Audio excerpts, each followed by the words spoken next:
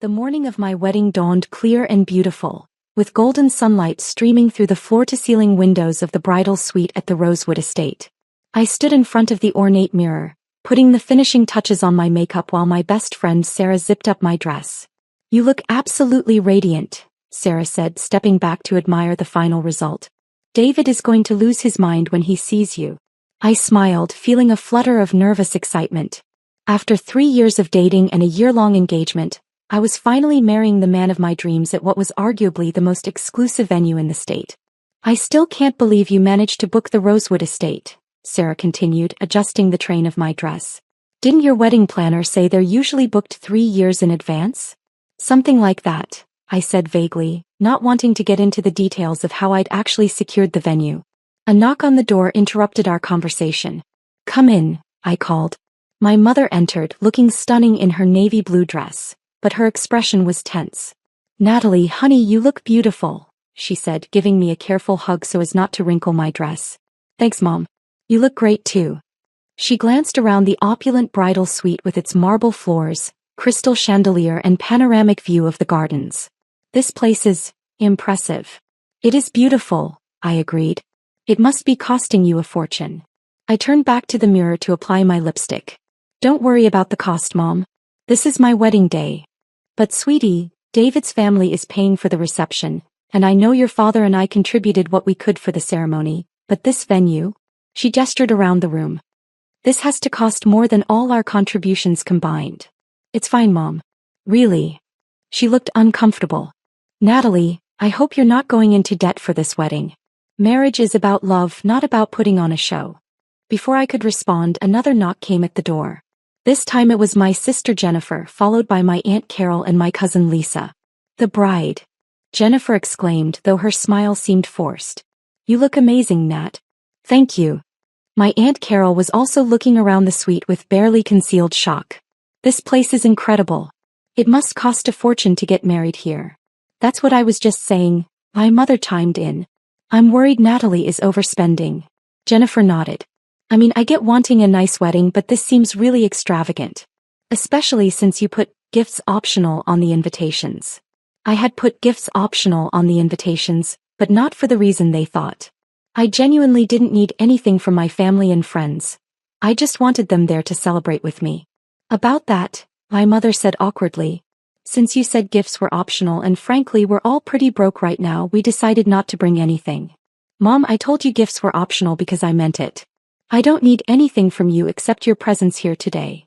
"But still," Jennifer added, "it feels weird showing up empty-handed when you've clearly spent so much on this wedding." Aunt Carol nodded in agreement.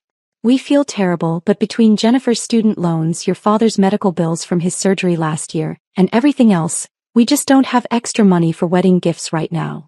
I turned to face them all. "I don't want gifts. I want you here celebrating with me. That's all I've ever wanted." "You say that now," Jennifer said, "but you might feel differently later when you're looking at thank you cards for gifts you didn't receive. Or when you're trying to pay off the credit cards you probably maxed out for this venue," my mother added with concern. I was about to explain that there were no maxed out credit cards when Sarah, who had been quietly listening to this conversation, spoke up. "Maybe we should head down to the ceremony site? The guests are starting to arrive, and we need to do the final venue walkthrough." "Good idea," I said, grateful for the interruption. We made our way through the estate's marble corridors, past oil paintings and crystal sconces, toward the ceremony site. The Rosewood estate was truly spectacular, a restored 19th-century mansion sitting on 50 acres of manicured gardens, with a guest capacity of 400 and a reputation for hosting the weddings of celebrities and business moguls. As we approached the outdoor ceremony area, I could see guests beginning to take their seats. David's family had arrived and were chatting with friends, everyone looking elegant and festive. My family, however, looked increasingly uncomfortable. "Jesus, Natalie," Jennifer whispered, "how many people did you invite?" "About 200, I replied. 200 people at a venue like this?" My mother's voice was strained. "Honey, what did this wedding cost?" "Mom, please don't worry about the cost. Today is about celebrating love and family." But I could see her doing mental math, trying to calculate what she thought I was spending per guest at such an exclusive location. "The flowers alone must have cost thousands," Aunt Carol murmured, staring at the elaborate arrangements of white roses, peonies, and hydrangeas that decorated the ceremony area. She wasn't wrong. The floral arrangements had cost $15,000. But what my family didn't know was that $15,000 was pocket change compared to my actual financial situation. Just then, a woman in an elegant black suit approached our group. I recognized her immediately as Margaret Foster, the venue's events coordinator. "Ms. Williams," she said with a professional smile, "everything is looking beautiful for your ceremony.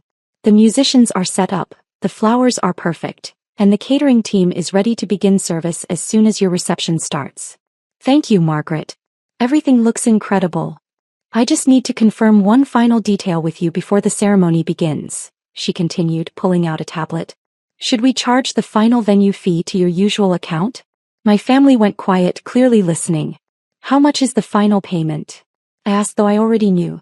"The remaining balance is $400,000, which covers the venue rental, catering for 200 guests, premium bar service, floral arrangements, musicians, and full event coordination." I heard my mother make a small gasping sound. "Yes, please charge it to my usual account," I said calmly. Margaret nodded and made a note on her tablet. "Perfect. And just to confirm, that's the account ending in 7394. "That's correct." "Wonderful. The payment will process immediately, and you'll receive your receipt via email within the hour." She looked up from her tablet with a warm smile. "Ms. Williams, I have to say, it's always such a pleasure working with clients from Meridian Enterprises. Your company has hosted some of our most memorable events here at the Rosewood Estate." My mother's face had gone completely white. "Thank you, Margaret," I said. "I appreciate all your hard work making today perfect." After Margaret walked away, the silence from my family was deafening. They were all staring at me like I'd suddenly grown a second head. "$400,000? My mother finally whispered. "For a wedding?" Jennifer added, her voice barely audible. "Natalie," Aunt Carol said slowly, "what did she mean about Meridian Enterprises?" I took a deep breath. I had hoped to get through the ceremony before having this conversation, but it seemed the universe had other plans. "Meridian Enterprises is my company," I said simply. "Your company?" my mother repeated. "I own Meridian Enterprises, yes." Jennifer was staring at me like I was speaking a foreign language. "You own a company?" "I own several companies, actually. Meridian Enterprises is just the largest one." "What kind of company is it?" my mother asked weakly. "We develop and manufacture sustainable energy systems for commercial and residential use. Solar panel arrays, wind turbines, battery storage systems, that sort of thing." "How big is this company?" Aunt Carol asked. "Last year we had revenue of about $340 million. The silence that followed was so complete I could hear birds chirping in the gardens around us. $340 million, my mother said faintly. "Give or take, yes." "Natalie," Jennifer said, "what exactly do you do at this company?" "I'm the CEO and majority owner." "Since when?" "I started the company 7 years ago, right after college. It took a few years to really take off, but we've been growing steadily." My mother sat down heavily on a nearby bench. "I think I need a minute to process this." "Mom, are you okay?" "Natalie, we thought you worked in... What did you tell us you did?" "I told you I worked in renewable energy consulting." "We thought that meant you were like... an assistant or something. Someone who helped real consultants with their paperwork." I couldn't help but laugh. "No, Mom. I'm the CEO of one of the largest renewable energy companies in the state." "But you live in that modest apartment," Jennifer protested. "I live modestly by choice. I don't need a mansion to be happy. And you drive that old Toyota. It's reliable and fuel efficient. Why would I need anything else?" Aunt Carol was looking around at the venue with new understanding. "So when you said you could afford this wedding..." "I meant I could easily afford this wedding without going into debt or affecting my lifestyle in any way." "How much are you worth?" Jennifer asked bluntly. "Personally, after taxes and business reinvestment, probably around $89 million. My mother made another gasping sound. "But why didn't you tell us?" she asked. "Why let us think you were struggling financially?" "I never said I was struggling.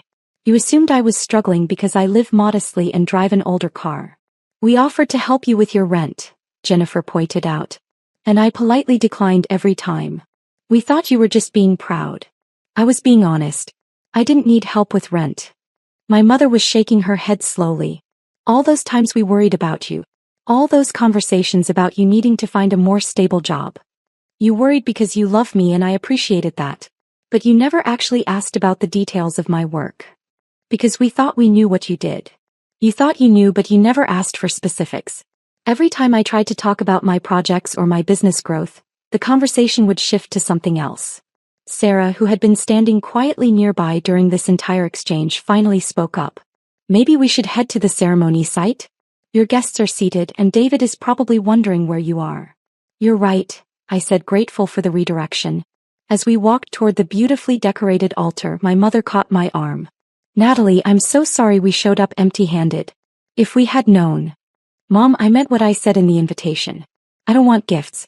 I have everything I need. But we feel terrible. Don't. The only gift I want is having my family here to witness this moment. Still, Jennifer said, we should have brought something. You brought yourselves. That's all I wanted. As we reached the ceremony site, I could see David waiting at the altar in his perfectly tailored tuxedo, looking handsome and nervous. His parents, successful business owners themselves, were seated in the front row, beaming with pride. One more question, my mother said quietly. Does David know about your financial situation? I smiled. Mom, David is my business partner as well as my fiancé. He's the Chief Technology Officer at Meridian Enterprises. We've been building the company together for the past 3 years. So he's also quite wealthy, yes. Though not as wealthy as me, I added with a grin. My mother sat down in her seat, still looking dazed. The ceremony itself was beautiful. As David and I exchanged vows under an archway of white roses, with 200 of our friends and family members looking on, I felt overwhelmed with happiness. The venue was spectacular, the weather was perfect, and I was marrying my best friend and business partner. During the reception held in the estate's grand ballroom, my family gradually began to relax and enjoy themselves. The food was incredible, the band was fantastic, and the champagne was flowing freely. But I noticed my relatives were still acting a bit awkward around me, as if they weren't sure how to relate to this new version of me they'd discovered. During dinner, my father pulled me aside. Natalie, I owe you an apology, he said. For what, Dad? For not taking your work seriously. For assuming you needed our financial help. For not asking better questions about what you were building. Dad, you don't need to apologize. You were being a caring parent. But we missed so much. All these years, you were building something incredible and we had no idea. I looked around the elegant ballroom filled with friends, colleagues, and family members, all celebrating David's and my future together. You know what the funny thing is? I said. What? I kept my success quiet partly because I was afraid it would change how you saw me.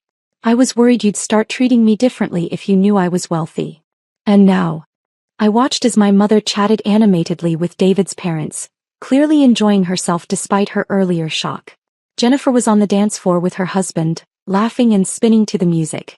Aunt Carol was sampling the dessert table with obvious delight. Now I realize that the people who truly love you will celebrate your success, not resent it. My father smiled. We are proud of you, sweetheart. We always have been. We're just sorry we didn't show it in the right ways. You showed it by worrying about me, by offering help when you thought I needed it, by being here today. That's what matters. Later that evening, as the reception was winding down, Margaret Foster approached me again. Ms. Williams, I wanted to thank you for choosing the Rosewood Estate for your wedding. Everything went beautifully. Thank you, Margaret. Your team was incredible. I also wanted to mention that we'd love to discuss hosting your company's annual conference here next year. I know Meridian Enterprises usually books the downtown convention center, but we have corporate event packages that might interest you. My mother, who was standing nearby, overheard this conversation. Your company has an annual conference? She asked after Margaret walked away. Every year. About 800 employees, plus clients and partners. Usually around 1,200 people total. 1,200 people work for you? Well, they work for the company. But yes, Meridian Enterprises employs about 800 people directly, plus we contract with dozens of smaller firms. My mother shook her head in amazement. I still can't believe we didn't know any of this. You know now, I said simply. As David and I prepared to leave for our honeymoon, 2 weeks in Tuscany at a private villa I'd rented for the occasion. My family gathered around to say goodbye. Where are you going for your honeymoon? Jennifer asked. Italy, I replied. That sounds wonderful, my mother said. You've earned it after planning such a beautiful wedding. Actually, David interjected with a grin, Natalie didn't plan this wedding. She hired a team of event planners. She's been way too busy with the European expansion of the company. European expansion? Aunt Carol asked. We're opening offices in Germany, France, and the UK next year, I explained. It's been consuming most of my time lately. No wonder you didn't want wedding gifts, Jennifer said with a laugh. What could we possibly give you that you don't already have? You gave me exactly what I wanted, I said, looking around at my family's faces. You gave me your presence, your love, and your support. That's worth more than any physical gift. Even though we thought you were broke and showed up empty-handed? My mother asked with a rueful smile. Especially because of that. You came to celebrate my happiness even when you thought you couldn't afford to bring gifts. That tells me everything I need to know about your character and your love for me. As David and I drove away from the Rosewood estate in our rental car, a practical sedan that had confused the valet staff, who were expecting something more luxurious, I reflected on the day's revelations. How do you feel about your family knowing the truth now? David asked. Relieved, I said honestly. I didn't realize how much energy I was putting into hiding my success from them. And how do you think they're handling it? Better than I expected. I think they're more shocked that they missed the signs than they are impressed by the money itself. Your mom seemed pretty impressed by the money. I laughed. She was shocked by the wedding bill. But I think what really got to her was realizing she'd been offering to help me pay rent when I could have bought her house in cash without blinking. Well, now you won't have to deflect their offers of financial help anymore. True. Although I suspect I'm going to start getting requests for financial help from extended family members I haven't heard from in years. David grinned. The price of success. Worth it though. Especially since I get to build this empire with my favorite person in the world. As we drove toward the airport for our Italian honeymoon, I thought about the conversation I'd have with my family when we returned. There would probably be questions about the business, curiosity about our lifestyle, and maybe some awkwardness as they adjusted to seeing me differently. But for the first time in years, I wouldn't have to hide who I really was or downplay my achievements. I could be fully myself, successful businesswoman, loving daughter, and now happily married wife. And my family would love me for exactly who I was, just as they always had. 3 months later, my parents visited the Meridian Enterprises headquarters for the first time. I gave them a full tour of our research and development labs, introduced them to key members of my executive team, and explained how our sustainable energy systems were helping reduce carbon emissions across the country. I'm so proud of what you've built, my mother said as we stood in my corner office, looking out over the city through floor-to-ceiling windows. We're both proud, my father added. And we're sorry it took us so long to really understand what you do. I'm proud of you too, I said. You raised me to work hard, treat people fairly, and build something meaningful. Everything I've accomplished comes from the values you taught me. Even if we didn't recognize your success when we saw it? Especially because of that. You loved me when you thought I was struggling, and you're proud of me now that you know I'm successful. That consistency means everything. As they prepared to leave that day, my mother handed me a small wrapped box. What's this? I asked. A very belated wedding gift, she said with a smile. Inside was a simple silver picture frame, and nestled within it was a photo from my wedding day.